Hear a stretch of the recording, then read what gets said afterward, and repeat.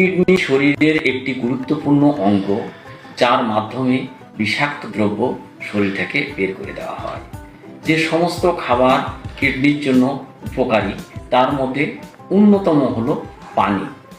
একটা মধ্যবয়সী মানুষ দৈনিক 2 থেকে 3 লিটার পানি খাওয়া দরকার। বিশেষ করে গরমকালে একটু বেশি, শীতকালে একটু কম। পানির মাধ্যমে কিডনি বিষাক্ত পদার্থকে সেকে প্রস্রাব আকারে বের করে। তারপরে রয়েছে ফল, বিশেষ করে দেশি রসালো ফলগুলি, আনারস, পেঁপে, সাইট্রাস ফল যেমন মাল্টা, জাম্বুরা, কমলা লেবু এবং বিদেশি ফলগুলির মধ্যে আপেল এবং যে কোনো বেরি জাতীয় ফল। সবজির মধ্যে রয়েছে যেমন বাঁধাকপি, ফুলকপি, শসা, লাউ, করলা, এগুলি কিডনির জন্য অনেক ভালো।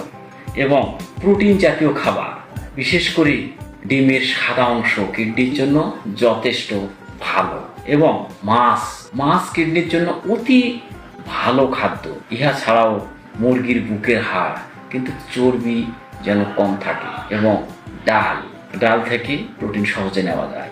তবে আপনার শরীরে যতটুকু প্রোটিন নেওয়া দরকার, ইহার বেশি কখনোই খাওয়াটা উচিত হবে না।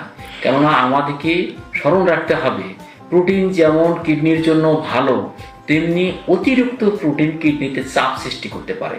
তাই প্রয়োজনীয় পরিমাণ প্রোটিন খাওয়াই ভালো। তারপর স্বাস্থ্যকর তেল বা চর্বি যেমন অলিভ অয়েল, বাদামের তেল কিডনির জন্য যথেষ্ট ভালো। ইহা ছাড়াও ফলের মধ্যে রয়েছে অ্যাভোকাডো। তবে কিডনির নিয়মিত যত্ন নিতে হবে, বিশেষ করে নিয়মিত বিশুদ্ধ পানি খাওয়ার মাধ্যমে।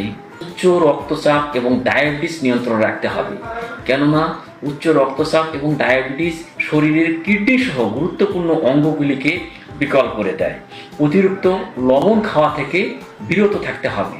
একটি মানুষ যে কোনো উপায়ে, সেটা তরকারিতে হোক, ভর্তায় হোক, আর ভাজিতে হোক, আর ডালে হোক, যে 5 গ্রামের বেশি লবণ গ্রহণ করা ঠিক হবে না।